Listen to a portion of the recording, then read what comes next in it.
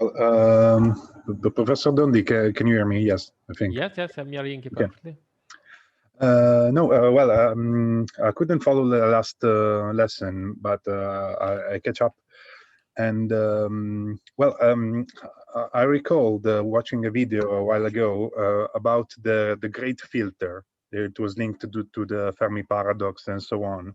Mm-hmm. So at some point in evolution, you have to have a great filter to evolution.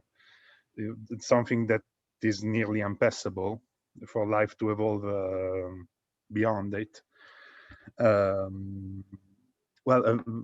Nothing. Just my question is these basic forms of DNA or the things you explained last lesson. Mm-hmm. These are far behind this great filter. Well, in other terms, these molecules, from what I got from the last few lessons, Mm-hmm. are easy to create, right? Yes. Well, you have very good yields for almost all the organic reaction. I'm not an organic chemist. I don't understand the little things in it, but there's a huge probability that these molecules could come out from nowhere, basically. Yes, you're right for the small compounds. So for monomers, they are quite easy to form. Okay. And then polymerization just occurs given time. Yes. So polymerization is more difficult. So for the prebiotic environment, it's difficult to think. So we have many examples, many possibilities, but you have to like activate the monomers. So you have to convince them to react. So because basically they are not reactive. Okay. So they need a catalyst or something. Yes, but you need energy. That's why I spoke about the ATP, I spoke about the metabolism, because you need some energy. So you have to, if the energy is high, the compound is not stable. So when, for example, amino acids, they are quite stable. If you want to make polymerization, you can fry them without water. You will obtain a mass, some polymerization, not too much. It was the first approach after the famous Miller experiment, but they don't take too much time for this because you obtain random things. Even for the RNA related, so nucleobases are more delicate. If with this approach you destroy everything, so no way. Amino acids are more stable. So, for example, if you think about the polymerization, you need one activation. And nowadays, you use ATP. In the past, we don't know exactly, but you need some activation. You can activate this by using some catalysts. You have different possibilities, not only phosphorus. You could have, for example, some sulfur chemistry or some clays chemistry. So, for example, a professor named Ferris, he made a lot of study on the polymerization by using the clays as a reactant. Okay. So at the end, more or less, everybody think that in order to have the increase of complexity, so the first gap toward the life, you need something more stable like a planet. And now they think you should have water, because water is a good solvent. It has very straightforward properties. So the water is so strange because the ice is less dense than the liquid water, so it floats on the surface. This is important also because if you think you have only water, so more or less our world is mainly water with some lands. If you think ice, when you freeze water, if you have some soluble compounds, they are concentrated, and you can make some reactions that lose water. So when you freeze, you are driving reaction that lose water, and usually this reaction is like the condensation of these monomers. Okay. So instead of giving a lot of heat, you can also freeze. So cycles, you can have somehow some polymerization without destroying the compounds. Okay, But also because you are in yeah, it's the cold temperature, so okay, it's better for the molecules. Okay, so this so-called filter happens after life is formed. It is yes, possibly. okay. Well, so basic forms of life can happen like anywhere. Life or something that is almost it can happen almost anywhere. Okay. Well, I'm Yeah, thinking so about actually they think so. I'm thinking about Titan, Enceladus, and so on. All these Yes. famous satellites, which could basically have some forms of something underneath the surface, you know. Yes, yes, but as you know, I hope that I explained you last time. So making this space mission is not only expensive, but it's very difficult even to think about it. Also because one object, for example, imagine also going on the moon. It's the closest celestial object that we have. The moon is more than 300,000 kilometers. So it means that if I use some, for example, remote control, if I push, it goes 1 second at the speed of light going there, then 1 second back. So impossible to make this. So I have to pre-program something. For Mars, even more difficult. So imagine outer space. So you have to program a very complex missions. So the sampling and return mission, they are very complex. Only in the last years you can do it. But they are very interesting, especially the NASA, because I plan to study the origin of life in our solar system. Yes, you're right. So for example, Titan, we spoke about Titan, but Titan, Europe, and other moons of Jupiter, maybe they could have some liquid water. They hope to find life there, but possibly the energy is quite low because they are far from the sun. Also, in the Mars, for the observation, nowadays we know that on Mars there was water. So nowadays everybody is trying to search the life there. That's why NASA asked the scientists, so which molecules have to detect? With which system I can know if there is life, if there was life? What we have to search exactly?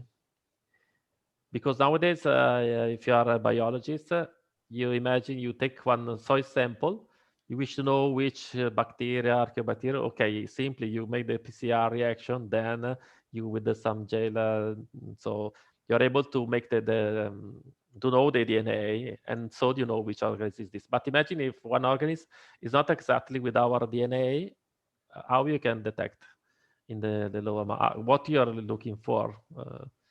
So maybe you can find some non-equilibrium because the life is far from equilibrium. And so, for example, if you measure the atmosphere of the Earth, it's far from equilibrium because you have a lot of oxygen in the atmosphere. So for sure, the oxygen should be like carbon dioxide at the end. And that's why we wish to avoid the carbon dioxide so much. So the atmosphere of the Earth is very far from the equilibrium. That's why on Venus some months ago, they detect some phosphine. They were surprised because the phosphine is a reduced state of phosphorus. So usually in Venus, you have some phosphoric acid, sulfuric acid raining down, so oxidized compound. So if you have a reduced compound, it means that you can have some difference in energy. You can have some chemical difference in energy. Is this sufficient to support life? Who knows? But at least you have something. On Mars nowadays, you have almost no atmosphere.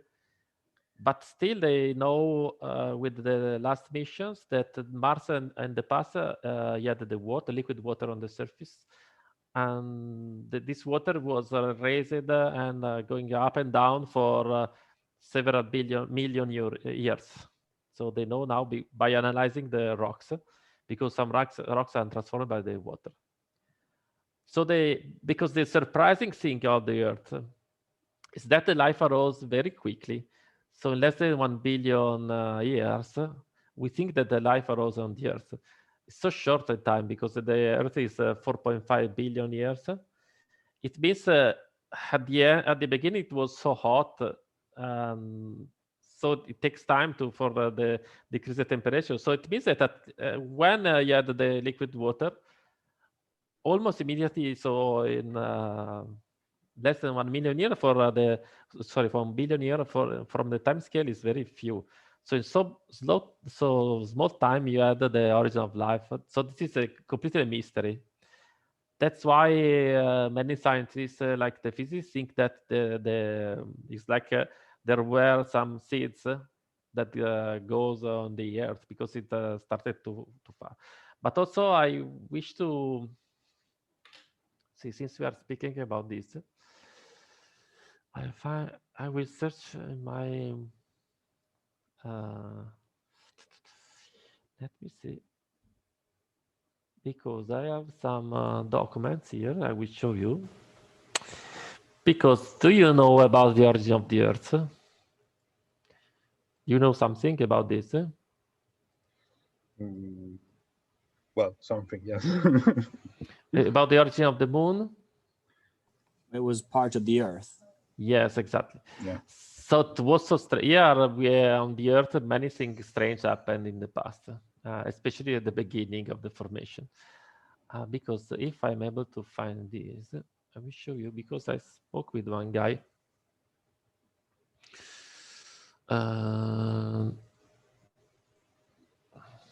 Sorry.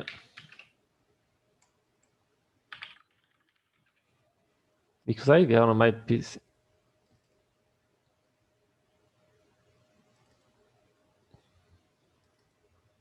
Yes, I found it.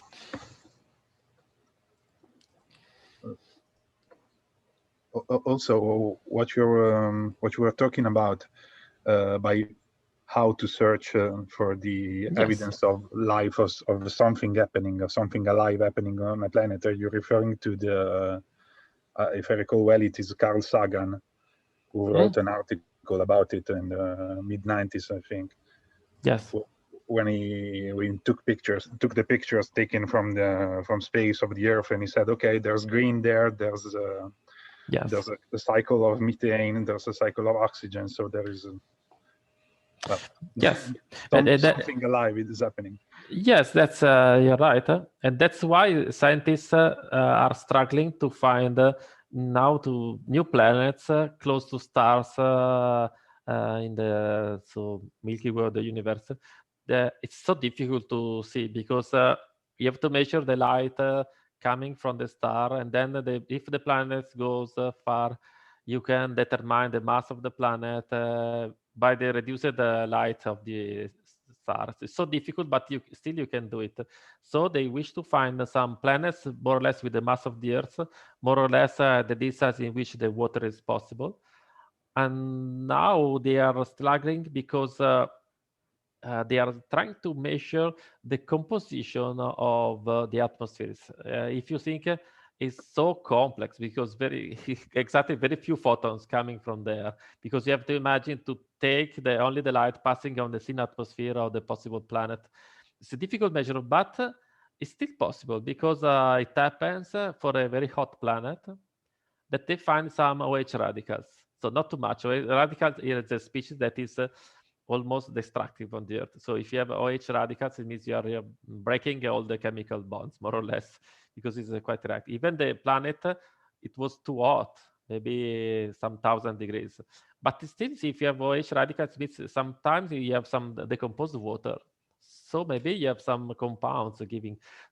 So we are increasing. So day by day, year after year, the techniques also of measuring these far planets, they can give us some information. I will show you one. So since we spoke about the origin, I will take some divert from here.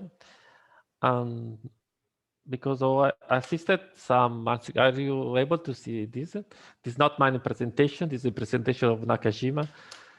So I met him during the NASA conference on the origin of life. So I asked him his presentation because he spoke about the origin of the moon. And the moon is so important for the life. So our Earth it has a very huge moon with respect to the mass of the Earth. So in all the other planets, maybe Jupiter has a lot of moons, but in any case, with respect to this mass, they are negligible. Here, the mass of the moon is so big with respect to the mass of the Earth. And this it has a very strong implications. And maybe this helped the life because with a so big moon, we have some big tidal forces. It means that on the land that are in contact with the sea, you could have during the period of the tidal, you can have the low and high tide, so you have this cycling that we need. Moreover, the so big moon is bringing the axis rotation of the Earth more or less perpendicular to its movement, and this is important for the seasons because other planets, they have, for example, Venus is rotated like 90 degrees more or less. This is so bad because one part of the planet taking a lot of light, the other very low amount of light, and so even the seasons are a mess. In the Earth, it is more regular. So the moon giving the Earth a lot of stability for respect of the rotation, to respect for the seasoning, to respect of the tidal forces. And so maybe this could be a key. But the formation of the origin of the moon is so strange because the moon, how we know the composition? Because astronauts goes there, take some sample, bring to the Earth, and we analyze. So the composition of the moon is not so far from the Earth, and also we understand this from the possible isotopes that you can find here. So I don't want to spend too much time because I'm just telling you here, it's not my presentation. But so we have many hypotheses for the formation of the Earth in the past. You see the first one is the capture. So it was big object coming from elsewhere. Another is the condensation. So a lot of debris, they make the moon. And this last is the fission hypothesis. So you see many of these hypotheses were wrong, others are correct. And so you see that the isotopic similarities brings these two hypotheses possible. And also, you see that you observe that the moon has an iron core. Also, this is a big hypothesis for the fission hypothesis, because in the condensation hypothesis, you couldn't have iron here because it's heavy. It should go inside the nucleus of the Earth. So for this reason, now the last the fission hypothesis is the one of the best hypothesis that we have for the origin of the moon. And so we had the impact of a giant maybe planet. We don't know exactly, more or less the size of Mars. So it's so big. So you see here the respective size. The impactor is like more or less the half of the Earth. Also, it was made of a lot of iron. So here you see a simulation. So you can have a different simulation of this impact, giving rise to different results. You can see. Then I cannot go into the detail, but in any case, with the simulation, we understand which are the possibilities, because some of the properties of this simulation are made by using supercomputers, and they can give us some idea on what happened. If the impact is so strong, you have the formation of just a fast spinning, increase of the spin of the Earth. Or in any case, you divide the Earth in half, so you can make a lot of possible hypotheses. And then at the end, you find that it's so important this hypothesis. Also, you see, it gives some stability of the Earth spin and so on. So we are aware of this. Also maybe it could have had. So this is in discussion, but I'm telling you the composition of the other heating objects more or less made of iron. And so there is an hypothesis that the iron and the high temperature after the collision they make something good to the Earth because they make some reduction of the carbon dioxide. No, I can share it with you because I already spoke with this guy. He told me that I can use this for so in my course, so no problem. Okay, in any case, don't share too much outside. So if you keep for the material for the course, it's sufficient. Okay, so unfortunately, you cannot speak during this set of conferences. So I just made some quick summary also because I'm not an astrophysics, so I don't want to tell so stupid things. Okay, in any case, some scientists think that the iron reacted with the carbon dioxide, make a reduction. So after the collision, after the temperature goes going down off, the gas come back on the Earth, but this time with less carbon dioxide. And also the iron creates some iron carbides, and later they can give rise to methane for the decomposition. So this is an hypothesis, and this hypothesis can explain why, for example, so Venus is like more or less as big as the Earth. It's closer to the sun, but it's so hot. So the temperature at the surface is 400 degrees, more or less, because you have too much carbon dioxide. So the carbon dioxide makes some, so what we will have in the future if you don't stop to produce carbon dioxide. So it's so strong greenhouse effect that the temperature is so high, the water boils off. And so maybe at the beginning we had a lot of carbon dioxide in the atmosphere, but after the impact you have the reduction because a lot of metallic iron stays on the surface. The metallic iron is not stable with the carbon dioxide. High temperature, it causes the reduction of carbon dioxide. So it's a known reaction. And so maybe this could be one of the reasons. Okay, so I just diverted. Okay, maybe last time I spent very few words. I have not many slides here, but if you want, I can maybe spend more words on this. So because last time we spoke about the RNA hypothesis. And so this is the hypothesis of the origin of life that it has more success. And so nowadays we don't know if it is correct. We have some clues that could be correct. Some parts are missing of this theory. And also it is the son of the reductionism, because with the reductionism that I told you in the beginning, so the life is so complex, you try to reduce in the smaller parts, but somehow this reduction mode of thinking could be not completely correct, because sometimes we have to go back from the smaller object to the bigger one, and maybe we are not able to regain all the steps. So there is something missing if with the reductionism only. But from the reductionist point of view, it's perfect because you have the RNA. So this compound, it has also catalytic effects. So can make some catalysis. So it's well known, even the ribosome, it has some parts made in RNA. So even you have some clues that some of our enzymes are made of RNA. So maybe they are some remnants of the past.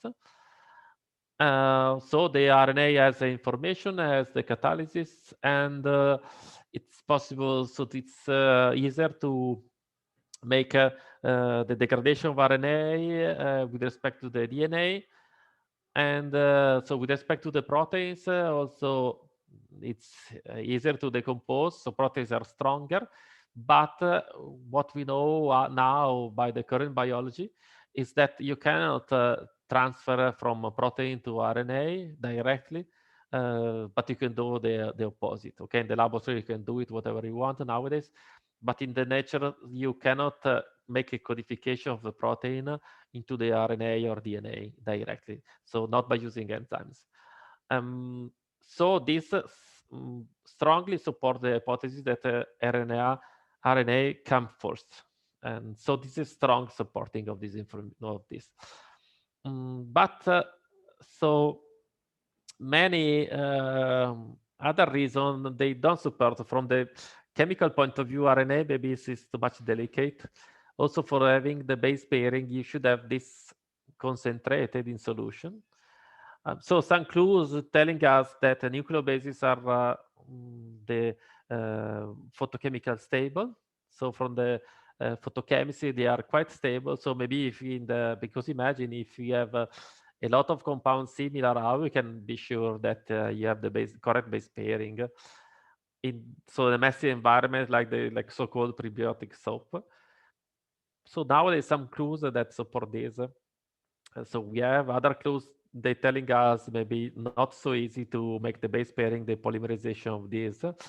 But also some strengths things about the RNA is also the DNA. So is that on I haven't the picture, but you know exactly how it's made the DNA. So we have the latter parts that are made by a sugar and the phosphate. So sugar is the ribose, phosphate is not common in nature. So the last time we spoke about the phosphate, why we have phosphate inside. So at the end, nobody knows. Also, the phosphate is not soluble. So one of you, so maybe Giulia, if I remember well, she said, okay, maybe is that one. So the phosphorus was important. So the phosphorus is not soluble in water, so it concentrated. Possible, but maybe we haven't closed. Yes, Giulia, here. Okay. This is a hypothesis. I never seen directly this hypothesis, but it's possible to sustain this hypothesis. And also, I showed you a nice reaction from formaldehyde that is so common. Formaldehyde and calcium hydroxide.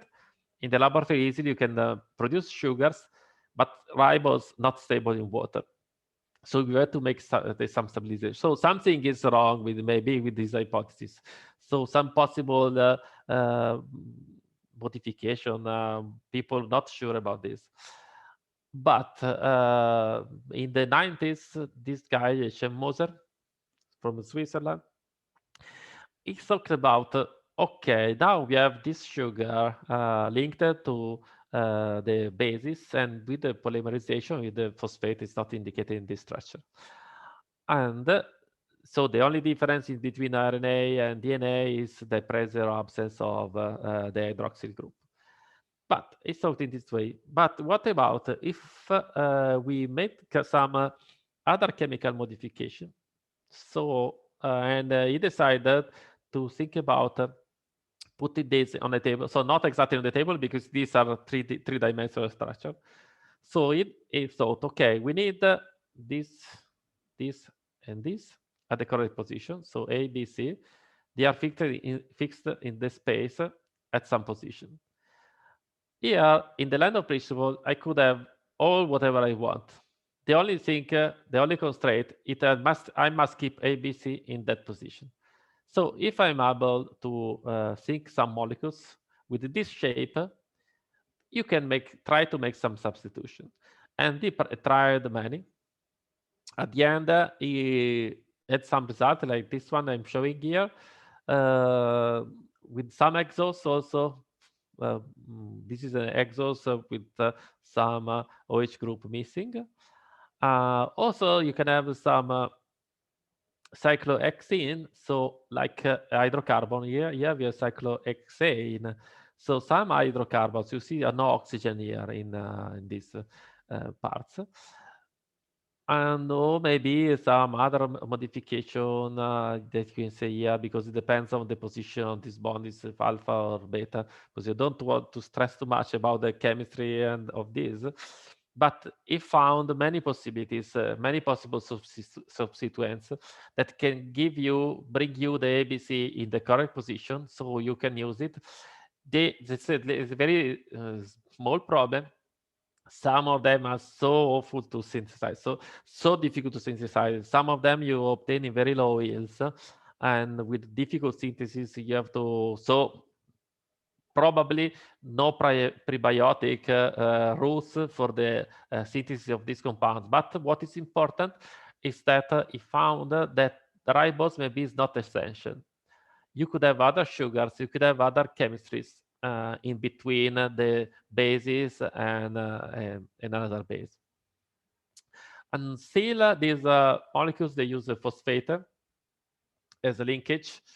So you have phosphate, yeah, so see they're using phosphorus. What you observe that most of them, not all, most of them make the double helix, and most of them make the double helix with the similar characteristics of RNA. So what he found is that he tried to use one strand of this new compound, and wait, search if I can find another color. No, not this. So difficult to use this PowerPoint for this. Okay, so imagine you mix the synthetic strain with the RNA that is in black, and he found some of them they make the good correlation. They can attach one to each other, and so from the prebiotic we are not. Maybe we can continue to think about the RNA world, but with some possibility that they are, so the ribose could be substituted by something else.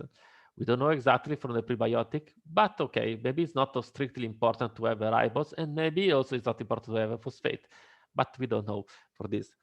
In any case, with this modification, you have these chemicals that can make some linking with the normal RNA, because it has the same space, the same cernings of the DNA, sorry, RNA, also sometimes DNA. And what we found that in these different compounds, the base pair, it is not at the same energy. So for example, if you have adenine, thymine, guanine to cytosine, or uracil, if you are using RNA, so this base pairing, it has different energy. With some of this, you have a higher energy. So they are difficult to bring this out. So remove this having two strains. For some of them, it's more difficult. Some of them easier. Even a complex behavior with the normal RNA. Some of them make a strong interaction with RNA. Some of them weaker interaction. But at the end, what we are seeing, so we are seeing a new chemistry. Like why Johnny was interested in this, because we are creating another kind of chemistry. So imagine that, for example, you have some possible RNA codifying for some protein that is not unwanted. And you can produce another synthetic strain that attach this, kill off, because it's not possible to remove. And also your strain, maybe it's impossible, like this one, to be demolished by using normal enzymes. So it seems that you're making not only studying the prebiotic, because maybe this is not useful for a prebiotic, but you can maybe studying a new kind of medicine. So you're creating some molecules, some targeting molecules that could be very powerful if you use. Also, he studied not only the, because now we are not speaking about the chirality of this, we will discuss later. We are not discussing about the chirality, but so when you have, for example, one carbon atom having different groups attached, so the mirror image of this, it is not the same molecule, so it's another molecule. This is called chirality, because if you, I cannot drive my hands, but if you use the hands are not superimposable. If you, so the left is not superimposable to the right hand. So this is called chirality. You have other different possibility of chirality, but the chirality means that you see you have the same linkage, you have the same bonds here, only the spatial distribution is different, specular. So it's the mirror image. So the natural is the DNA, so the estrogen DNA. So you can create also the artificial. So also you work with artificial So like a mirror image of DNA. I don't want to spend too much time now for this, but still you can have also some like left-handed DNA, because another strange thing is the life chosen only one handedness. So for example, only D DNA, only L amino acids. We have some clues on why the life chosen one of this, but I will tell you later, so not now.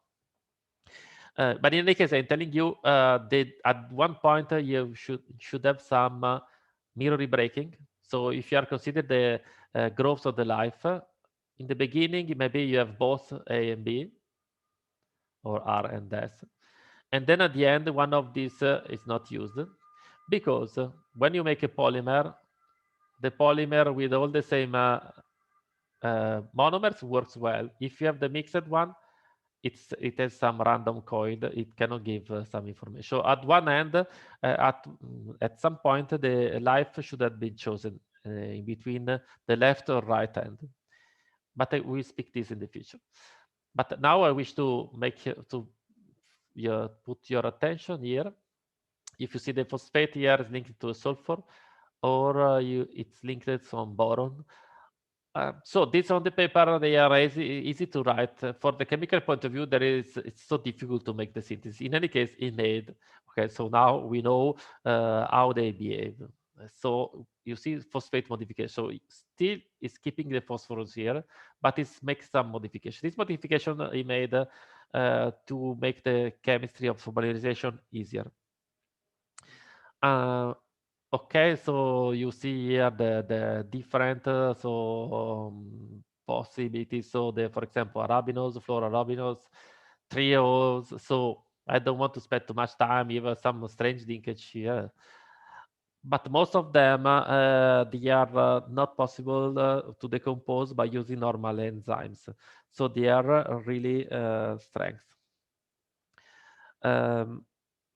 Okay. Yes, also he studied during a lot of his papers. He studied also the modification of nucleobases. But in any case, not want to spend too much time here. So what the message I wish to tell you is you can make some chemical modification, still having all the possibilities of RNA. And from, remember you, from a chemical point of view, if you have a polymer that is made by different monomers, if these monomers are very different in the chemical behavior, the polymer could have some catalytic effect.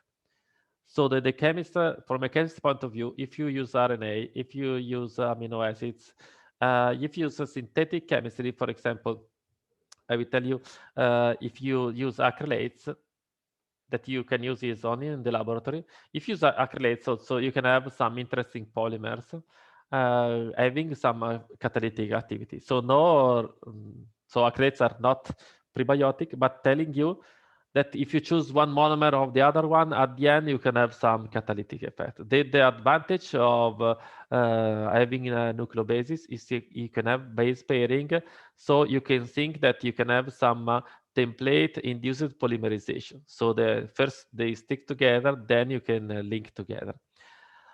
I'm telling you in the past here, in this nice paper by Joyce, he found one RNA that is able to catalyze the polymerization of different RNA, but it's impossible to produce this one. So it cannot produce himself, because you see, in order to be catalytic, it must have the loops, it must have some secondary structure. And if you want to disrupt this, it's strictly impossible to even. The problem is the sequence of the polymerized compound, the maximum length of the sequence is lower than the total sequence of the RNA. Okay, so for this reason, it is not so you created the egg, but no way to reproduce this one. So you produce in the lab, you modify this in the lab, but it cannot make the catalysis of itself. Okay, this because it's too complex with respect of poly. But still, this is a nice example of what you can do with this approach. That is the evolution that you can have in the laboratory.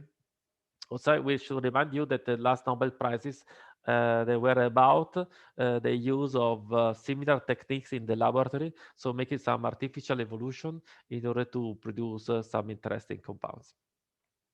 Okay, let's go back here. And the last, for this point, so the peptide Na, so the peptide nucleic acid, in which you substitute completely. Here you see no more sugar, no more phosphate, only the backbone that is typical to the amide bond. It is typical of from proteins. Nowadays, you can produce this PNA in the laboratory. From the prebiotic point of view, maybe no. There are not known many rules for producing PNA. Also, the secondary problem is there's this part is difficult to make the degradation, almost not possible, because all similar to other proteins, the peptide bond is so strong, so it's difficult to break down, if not impossible, most in many cases. And so with this example, so with so simple amino acids, the peptide nucleic acids in this form, so from the glycine, is not a good idea, because if you remove the template, so if you remove the RNA, this is flexible and can make some different rotations. Okay, but still you can have other modifications. So for example, attaching some other group here or there, in which you can stabilize the 3D structure. But the PNA idea of Nielsen was to use this, to think about this in the prebiotic environment, because everybody knows that for the prebiotic chemistry, we found amino acids. So the amino acid was the first monomer synthesized by people in the 50s, okay, for the Miller-Urey experiment. Okay, also, it's the crazy thing is you can have also mixed structure, because imagine one possibility. So imagine that the organism A uses the RNA, the organism B uses one other kind of XNA, and you think, okay, maybe one can copy on the other one, but what about if I mix monomer from this with monomer with that? Because at once, imagine these organisms living together, then maybe they have to share the same chemistry. So what if I substitute part by part? So maybe I make one piece of one derivative, then the second, third derivative. So Krishnamurti demonstrated that when you have a structure giving similar alpha helix, you can also mix them together. So this is another point possible that strengthen the possibility having a RNA world. So the RNA world now is, okay, you can have RNA, you can have other compounds, not maybe ribose, phosphate, or even maybe phosphate, but not ribose. Maybe many organs living together, then for some reason, after the mixing, you choose the best one, that is RNA, and then DNA. So this is a possibility. So still, you can think about this. So let's, okay, we'll open this. So today I will speak about other hypotheses, but still we will have the RNA world hypothesis in mind. So this is the hypothesis telling you, maybe most chemists think about this, because up to now, I never told you some energy cycle, even with the nice example of the catalysis for the duplication of RNA with via template synthesis. I never spoke to you about the energy, just you are using some chemicals. But for maybe a chemist, it's more important to have before the metabolism. As with discussion with one of you, he asked me if I think it's maybe before the metabolism, before another one. I replied maybe both together. So they have to burn together. But in any case, you can have some metabolism first hypothesis. So we have many people think that it comes first. Also, what you need is that you need reaction in water, because most of the chemistry that you are practicing in the laboratory, you use some organic solvents, and especially as was I telling you, when you have for example, amino acid, you are making one polymerization, so you are touching the two amino acids together, you have the loss of water. And so in the water environment, because this reaction is like here, so if I'm in the water environment, yeah, I have a lot of water. So maybe the opposite reaction is driven back, not the polymerization. So how this occurs? So these people are thinking about the prebiotic reaction networks that you have in the water. Because as I'm telling you, if you want to win with the chemistry, you should not use the normal synthetic chemistry. You have to think different. The normal synthetic chemistry is that I want the drug, so I think about the retrosynthesis. So the drug can come from A and B. B can be produced from C plus D, and so on and so on. So then you produce the reaction in this way. So C plus D must give you B. B plus A must give you the drug. But you need 100% of yield. You need only this. So if I make C plus D and I have B, it's okay. But if I make this, perform this reaction in the laboratory, so this is a waste. If I obtain this, and for sure, most of the reactions are like this one, is unwanted, because I need to remove this, especially if I'm creating a drug, because I need to have a pure drug. So for the normal chemistry, so from the beginning up to now, you need the reaction A plus B giving you C only. I don't want C plus, only C, possibly 100% of yield. But from a prebiotic chemistry point of view, this is the weak procedure. So it's completely unwanted process, because you're working in serial. So you producing C. Then you add D, obtain A. So you need all these possible compounds. So it means that the production of it is like fragile, because if this is missing, I can't do it. If this is missing, I can do it. If one of these is missing, so most of the reaction must work together. So if I produce, so in the normal chemistry, thinking about this, C, D, E. So all of these procedures must work. And if you think about the stability and the fragility of the system, even if you, so since you're a PhD, maybe you wish to make some good projects. When you submit the project, if you make a good project, it has some parallel way. So maybe the object of the project is producing C. And you tell me, okay, maybe instead of using B, I can use B prime, giving C prime, and then D. So if you have a parallel approach, maybe it's more successful. Because if you fail in this approach, you fail forever. If you have parallel approaches, it's better. So in the reaction network, you have a mess of reaction. So for the chemist, it's a mess only. So it's not a good reaction, because a reaction giving you a lot of compounds is useless. But the strength is that you have the reaction under one equilibrium. And so all this reaction belongs to equilibrium with other possibilities. And so if one link is missing, you can reach in the same result by using another pathway. And still this is under an equilibrium, so it's like a cycle, because if I remove one compound, it's immediately produced back. So this strategy is completely different from the normal synthetic chemistry. So we have to rethink about the chemistry, maybe thinking about the so-called system chemistry, but it's like a new birth lately. So not many people using the system chemistry. And so this is an example. So this guy wish to, so when you think about the metabolism, the first thing you think about the carboxylic acid. So for example, the malate, malonate, aspartic acids, oxaloacetate. So all compounds that are found in the cycles that are in all maybe the living system, more or less all the living systems. And so these guys have thought, so analyze this carefully, think about all the possible reaction, and drew this reaction.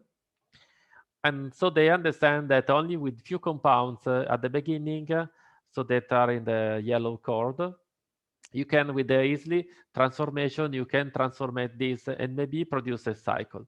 Don't want to go into detail if you want to read the publication, but these are the normal steps. So oxidation, reduction, hydration, and so the normal chemistry teaching, so normal organic chemistry teaching in the school. So also, why is prebiotic? Because they find that for the tricarboxylic acid cycle, most of the intermediates you can produce in this reaction network. And also you can perform the reaction by using iron as a catalyst. So iron 0 is a good catalyst because it could be present in the prebiotic environment. So they found some difficulties completing the cycle, and so what, instead of reducing the complexity, they increased the complexity. So you added another cycle, and you see again some names. Sometimes you observe so people working in this complex environment. So we already met this guy before, and so he talked about the possible cycling, and also what they observe. Because at the beginning I told you, if I wish to have some catalytic environment, some life-related environment, I need some possible kinetic of a reaction. The first one is the amplification. So if I found a template directed, so autocatalytic behavior, or I can find some oscillatory system.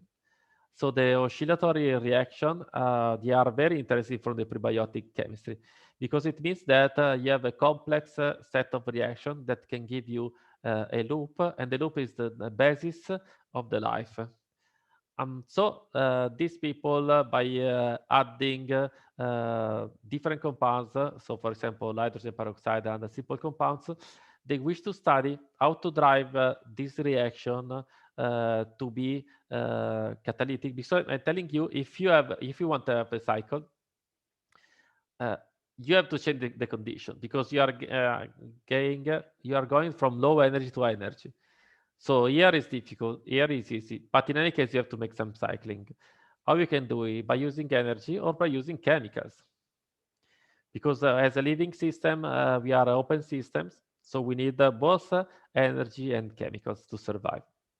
So this provided chemicals. So they are struggling to keep this cycle far from equilibrium, because the equilibrium is the death, so carbon dioxide, water. They wish to keep this far from equilibrium.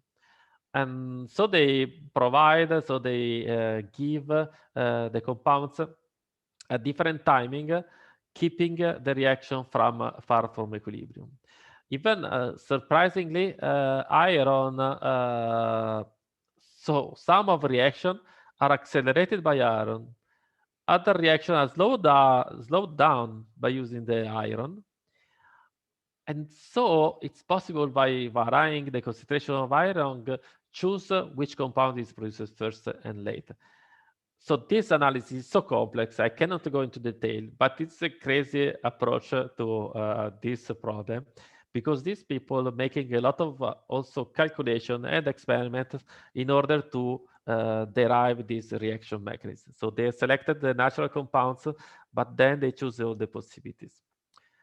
And so, as I'm telling you, they study also the feedbacks of the reaction, and they were able to obtain what they want. So to have a bistability or the cycling, you see, there is some autocatalytic initiation. So they are able, by making the dosating the reactions, so the reactant over the time, they are able to drive the reaction. They built also a mechanical system for the reagent supply in order to do. You see, this work is quite huge, so it appears on nature. But it's very complex because many disciplines are working together. So the chemistry, also the engineering, and also analytical chemistry. So a lot of people working together to produce this result. So what I'm telling you, so the metabolic first approach is quite complex. Even you have to invent your own tools. So you have no tools at the end for studying this. Also, for analyzing so complex measure is quite difficult. It's difficult to analyze at the same time many compounds, and obviously to make a detection, not only a detection, but also a quantitative detection of these compounds over the time. So you need good analytical techniques. You need maybe some good synthetic techniques to obtain the starting material. You need also to know the kinetics of a reaction. So you need to study the kinetics of a reaction. You have to produce one model, one theoretical model, because behind this, there is a theoretical model with all the speeds of the reaction. So each arrow, they calculate the speed of the reaction. So you know this is a huge approach, very difficult to sustain if you think in the particular way. Okay, so maybe this I don't. Okay, 2016. Okay, if you remember, so the other paper maybe was first for the RNA, if I remember well. Okay, so these scientists they promote their idea about the metabolism first. They were able to create this work, this huge work. I will telling you this huge work, and what they're speaking when they speak with the RNA fans, they told you, okay, as you can see, we can create in the laboratory some metabolisms. We are able to produce compounds to drive the energy toward the cycle that we need. And so what they reply, so what RNA words reply. So in any case, the biggest problem of RNA is that most of the chemistry that I showed you deals with RNA or monomers, but not other compounds. So one of the criticisms is, okay, you have RNA, and then how you can have the formation of the amino acids, of the proteins, or all that. Also, what I wish to stress today is also you need some lipid precursors. Why you need a lipid precursor? Because at the end, you saw some reaction of oxidation, some reaction of reduction, some other reaction maybe they have acidics, other reaction are in the basic, so the alkaline medium. So you need to separate these reactions. If not, the oxidant will react with the reductant, the H plus reacting with OH minus. So you have to create some walls. You need to separate this reaction. So you need at the end to have some lipids, because now we know that lipids are the membranes of the cells. So the first the big issue of RNA world is that you are not speaking about the lipids. With the other chemistry, you can have lipids, because the acids are the precursor of lipids. You see here, you are creating some compounds that could be the lipids, you see. And so what about the RNA? They're speaking only RNA. But so Sutherland, again, if you remember, we already spoke about him. Sutherland made a reaction for the production of nucleosides, starting from, because if you remember at the beginning, we spoke about sugars and nucleobases. Then I told you how you can attach sugar to nucleobase. So Sutherland replied some 20 years, 30 years ago. Okay, so again this study some other possible reaction by using RNA for the synthesis of some other precursors. So use some strange proto-metabolism, you see, by using some cyanides and sulfur. Not so common in the chemistry, if you think. So they use ultraviolet light they use hydrogen sulfide, and use some copper. So all of them are easily available into the primeval art. So the key compounds that I highlighted in red is, if you remember well, is a glycolaldehyde. And this is a precursor that is a precursor of sugars. So this, the half part here is the route proposed by Sutherland already. I don't know if you remember by telling you. So this is the already proposed by Sutherland. Now he struggled to find some other possible conjunctions with other chemistry. Which chemistry? So amino acids. So you propose a photochemical route of amino acids starting from the precursor that you already used. Nucleobases, as you first maybe made this, but seeing here the beginning of phospholipids. So this is a glycerol with a phosphate. So you proposed also some way in order to introduce the phosphorus producing phospholipids. So in this way, is supporting that RNA. So while you synthesize RNA by using some cycling of sulfur hydrogen sulfide, so reduction of hydrogen sulfide, or the photochemical reaction and so on, you can drive to the compounds that you want. But please take into your mind that you have to follow precisely some reaction. So in order to go from here to there, you must follow all these reactions that you see on the arrow. So you have to add more or less sequentially the reactant. If not, you will not obtain the compounds. So this is a trick that you use, but still it's a huge work, because if you think about at the end, everything is back to the molecules that we already saw many times into the prebiotic environment. So from the prebiotic point of view, it could be of interest. Even for nowadays research, this is like the Everest of the chemistry for this, because he performed all of these single reaction. And they demonstrated, see here, we spoke about the yield maybe. The yield are so brilliant, so they are so high, and so this is a brilliant approach. So only few are below 50% of yields. Others maybe more than 50%, also almost quantitative. So this was a bigger reply of this group to the idea of metabolism first or RNA first. And so maybe the linkage is here, maybe no, but what the scientists are learning is to use some complex reaction network like this one. And for sure, starting from simple chemicals, because at the end, no, at the beginning, you have only maybe inorganic compounds or compounds having very few carbon atoms. It's not the normal approach of chemistry. And also you are using so in the normal chemistry, maybe you use a metal catalyzed reaction. But here, so the metal is only the copper, not so used. Also this reaction always performed in water environment. So it's maybe you can learn a lot from this example.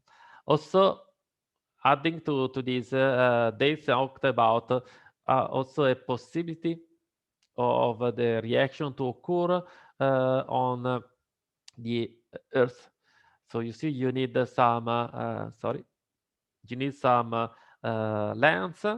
And also, they know that hydrogen cyanide is not stable under the Earth environment, so it's decomposed quickly. So they think, okay, at the beginning, you have the impact shock, you have the production of hydrogen cyanide, even with the, sparks and lightning, you have the formation of hydrogen cyanide. And this was the beginning. Then the hydrogen cyanide is captured by iron compounds, because iron quickly reacts with the cyanides, but you still have the possibility of the release of some cyanide by using temperature or other complex reaction. So at the end, they justify all the chemicals that they use. So like I'm telling you, it's a very huge approach, a very like hard approach to the resolution of this problem. And also another, in order to strengthen the RNA world hypothesis, is that because one of the possible drawback is that you need to have the phosphorylation or oligomerization of RNA in water and other potential prebiotic conditions. Again, you see this guy, again, it's working in this way. And so they found one plausible prebiotic reagent that is diamidophosphate. So I don't want to speak too much about the chemistry, but they prepared this starting from the 3-metaphosphate. So when we spoke about the phosphorus, I told you that many of the phosphorus compound, they are insoluble in water. The 3-metaphosphate is quite soluble in water. And so and also it is released from some minerals that are very well known on the earth. And so it's considered prebiotic. So they produce, starting from this, they produce some high energy compound that is the diamidophosphate. And they create so nice reactions. So we are able to create oligopeptides, also some oligonucleotides. And they are able also to make some short chain fatty acids. So they create some phospholipids. So as you can see here, so they are able to produce some monolayer or bilayer micelles in solution. Okay, so by using this also plausible prebiotic compound. So I know today I'm telling you a lot of information, but I will go fast maybe on the last one because then maybe I will stop after this. So another big hypothesis is the lipid world hypothesis, because now we think about the metabolism, nucleobases, amino acids, polymerization, oligomerization, but still we are learning that we need some separation, we need some compartments in the also in the prebiotic cells. Because some compounds are reactive, you must keep separated.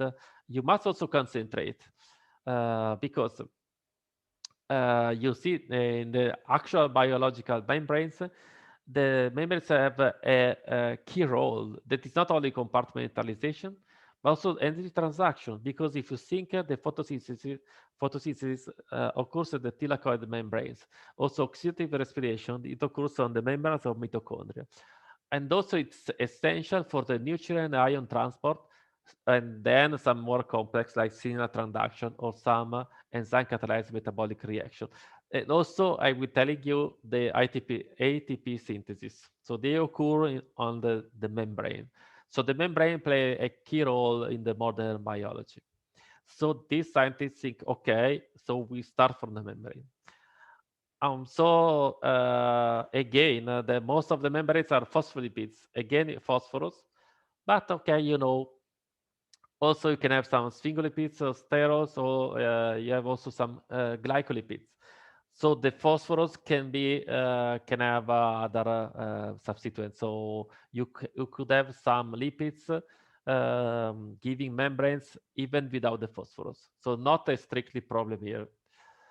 And okay, so in the normal cell, you could have different lipids. In organisms, you have many of different lipids depending on the position. So I don't want to stress too much. But these lipids maybe are not so complex to produce in the prebiotic earth.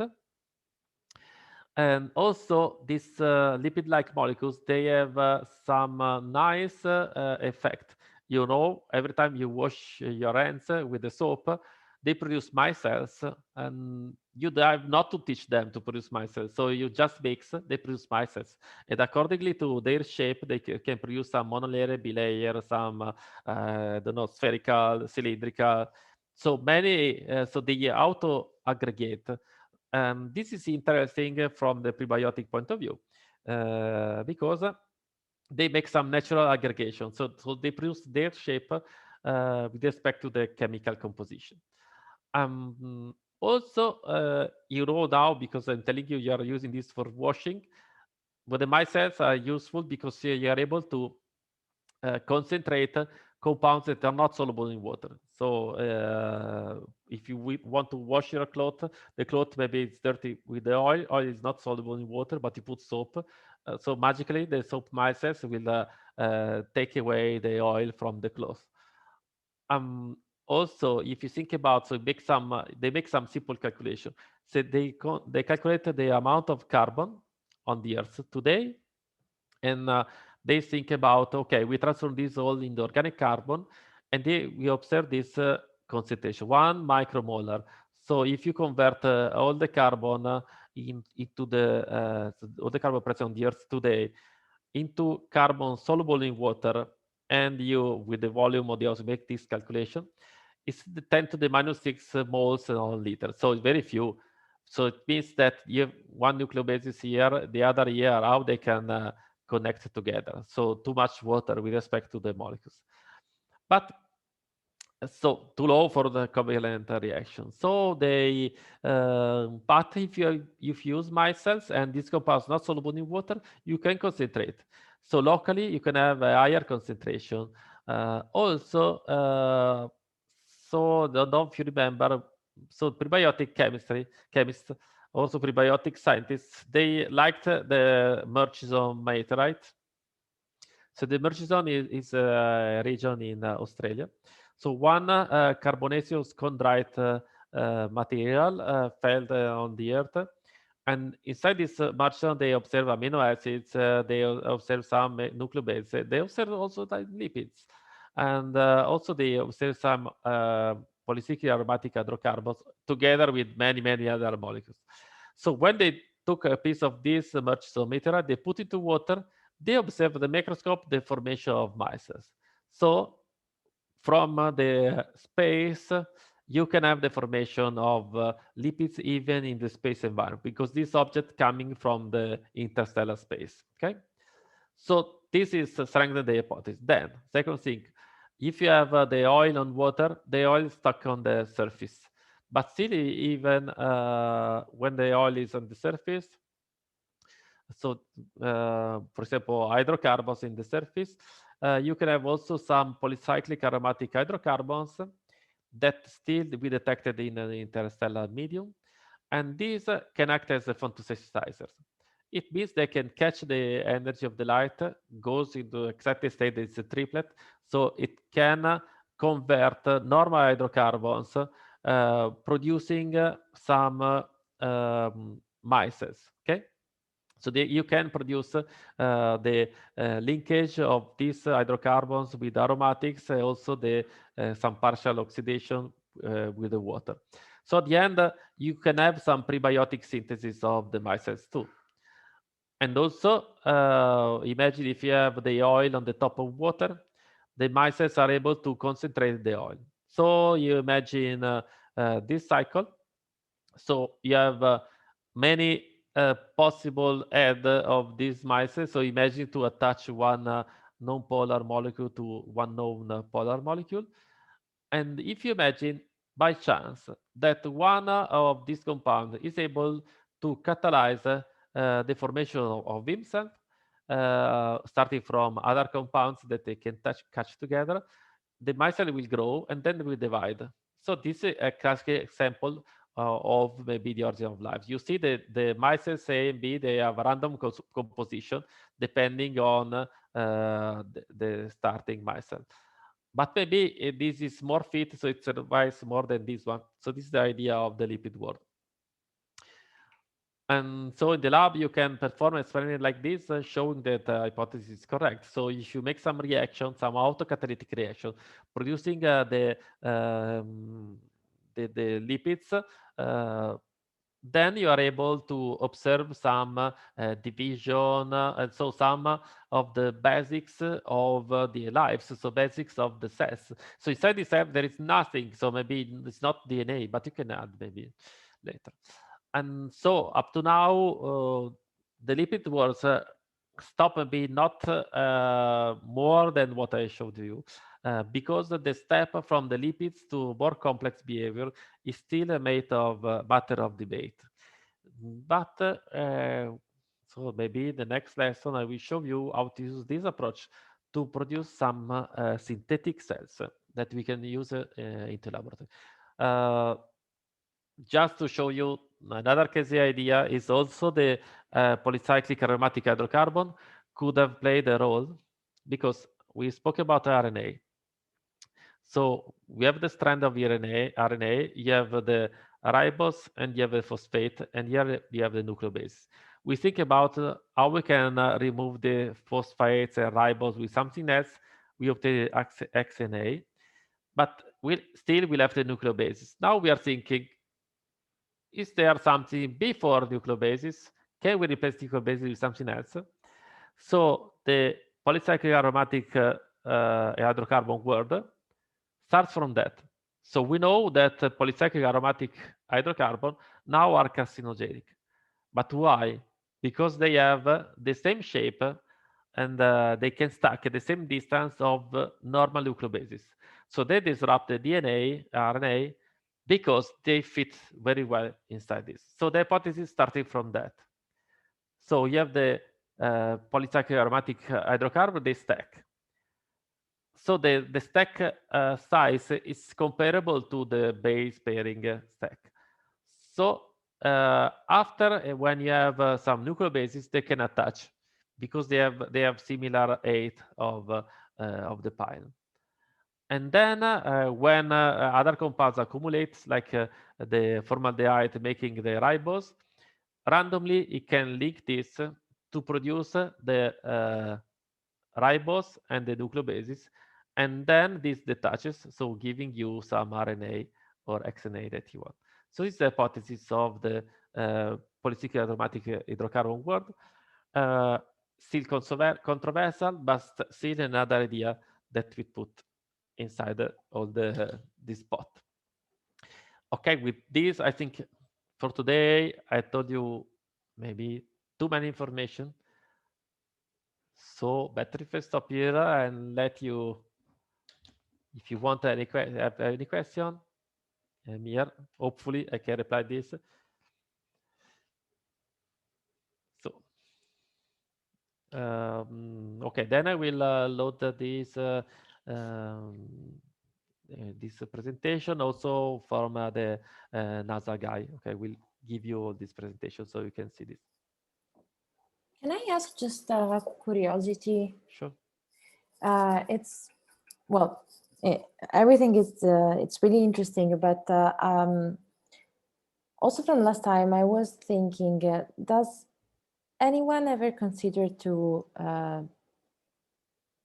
somehow teach an algorithm to, with all these informations that nowadays we have regarding prebiotic chemistry, and try to make it think to obtain some new conclusions that cannot be processed by a human mind, because the amount of information is definitely too high.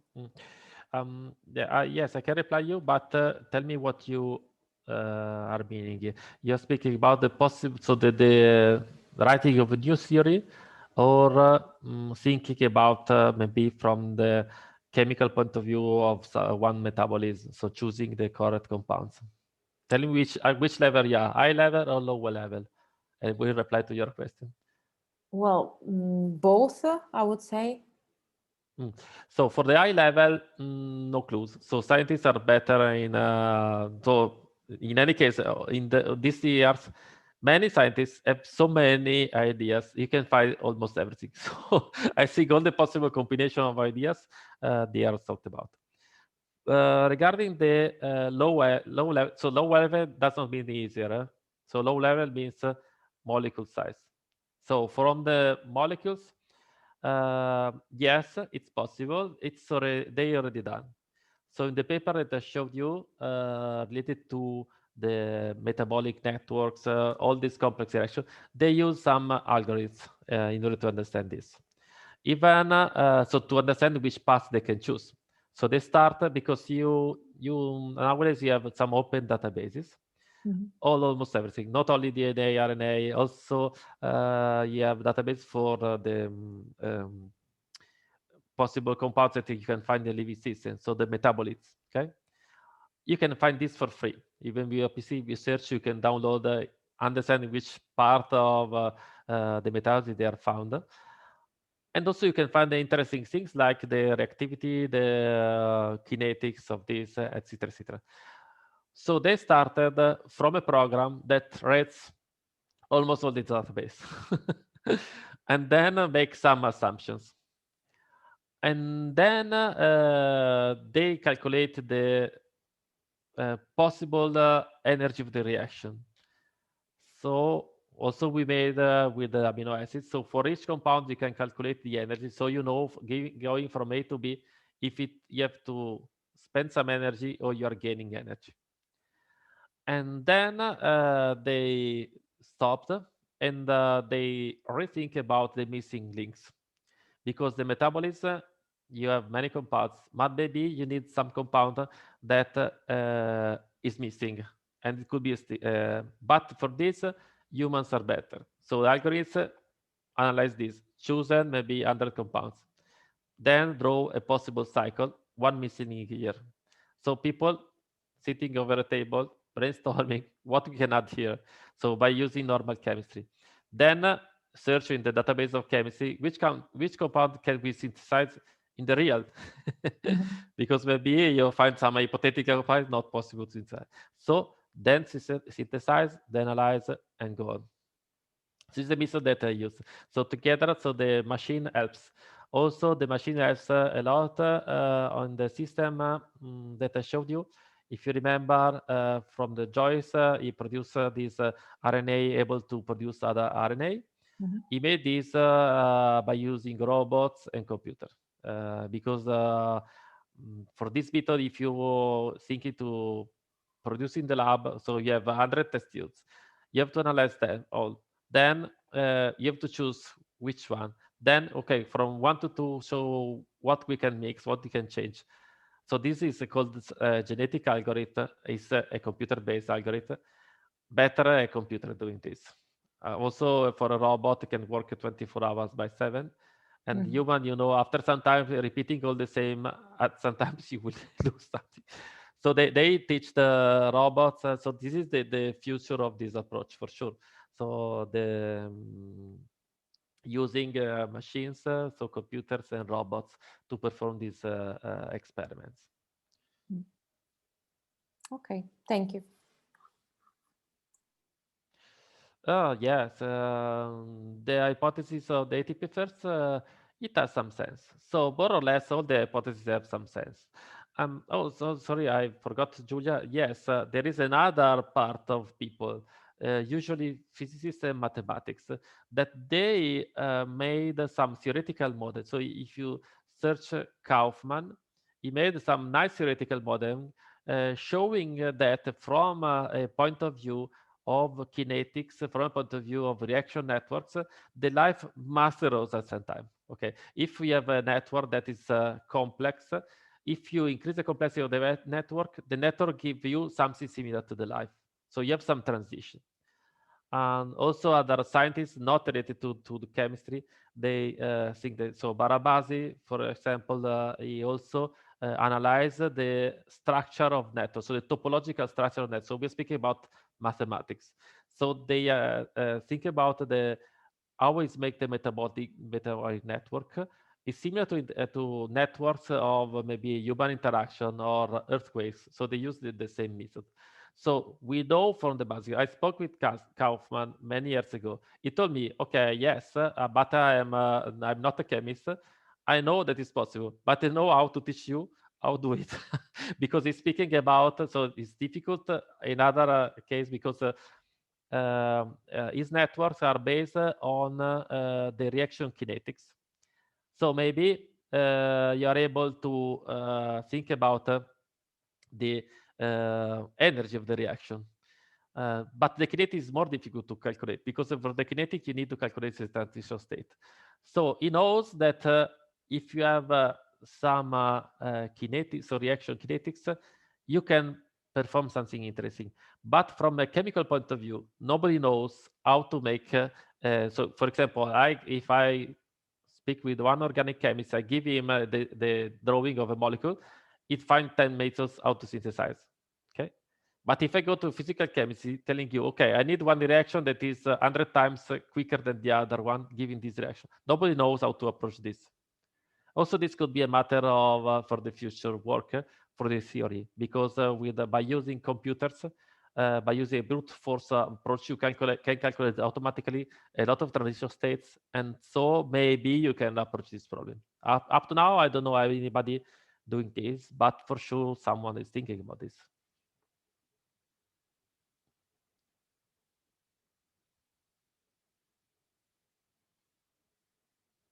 Yeah, Lorenzo texted, is there any evidence of actual present formation of any XNA, or is it just speculation for now? What it means evidence? So we produce XNA only in the laboratory. And up now, no prebiotic chemist uses something different from RNA, because I'm telling you, RNA is easy to manipulate and to copy and modify by using normal genetics. If it's XNA, it's a mess from the chemical point of view. They are very difficult to manipulate, to create, to modify, to synthesize. So not many methods are useful. Also for the synthesis of, for example, imagine if now I wish to synthesize a peptide, okay, I pay someone, I synthesize a peptide. After 2 days, I have the synthesis of peptide. The same for RNA, DNA, these molecules. But if you need some XNA, you need some XNA in the field in the chemistry. I'm seeing Johnny has raised the hand. Yeah, just I wanted to add before I ask you a question. Also, we're not in a condition where, if it were possible, XNA can be created naturally. Like if it was like that in like the Hadean period, you could have it normally. Now we're in the condition where under oxidative stress, we can only make DNA or RNA. I just wanted to ask, pardon my chemical ignorance. In cells, you have phosphatidylcholine that makes the membrane. Yeah. And it's a very complex molecule, like it's a triglyceride. How simple can you get with a fatty acid, I suppose, to make a dual layer? Oh, so simple. Sometimes like a carboxylic acid is sufficient to do the work. With 3 carbons? No, 3. You are thinking about the number of carbon backbone, needed. yeah. Oh, maybe minimum 8 carbon atoms. Okay, so pretty simple. Pretty simple, yes. Also, if you think about the detergents that we use for hand washing, you also have not only the derivative from oils and fats that you use for hand washing, but if you think about the car washing, use some all synthetic approach chemistry. So that you take some derivative, some hydrocarbon derivative, and make some sulfate, make other compounds. So still you have you can produce many surfactants in the way that's easy way. So imagine if you take one hydrocarbon, you are able to oxidize one part. You are starting to produce some lipid. Some possible candidate for a micelle. Okay. Quite easy. And so the reply to your question. So for your question, why we have variables now I'm not screen sharing, but if you remember so among all the theories that we saw today, maybe this one, the polycyclic aromatic hydrocarbon, seems less interesting. But if you think about this, if really you are able to, with the polycyclic aromatic hydrocarbon, you are able to keep the nucleobases at the correct distance. If you perform the polymerization here, if you have ribose or not, if you perform polymerization when they are attached, maybe you are able to keep the distance and the position of the nucleobases like an RNA. But up to now, I don't know anybody made this approach. So one, it's not possible. Two, maybe it's a silly idea. But yes, so yes, we have less oxygen. So that's why some talk about some phosphorus, reduced phosphorus, not phosphates, some phosphates that they are more soluble in water. But I'm telling you that, so as I show you, this, so we're speaking about some big scientific groups. So all these people working on this origin of life that are able to keep these theories alive, they are big groups. The problem of these groups is, for example, imagine people working on the RNA world.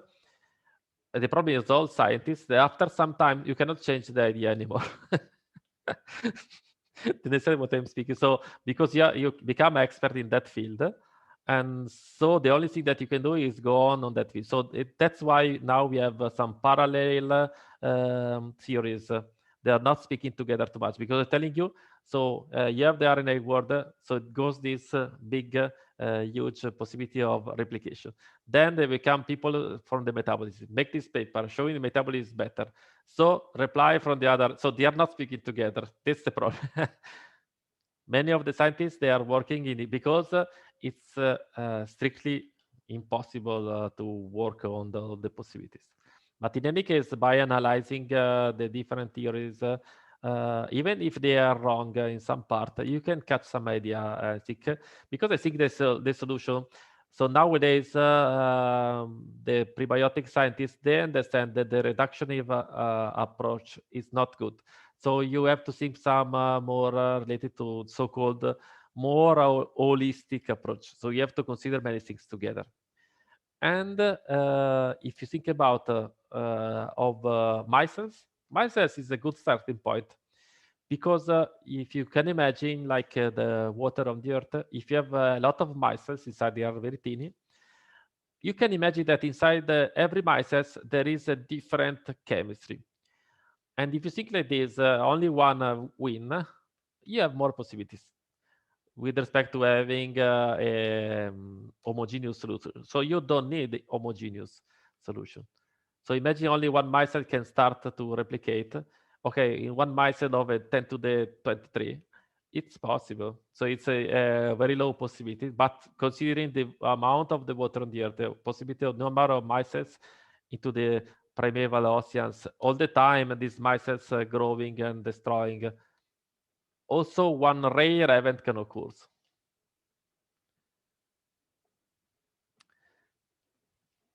Okay.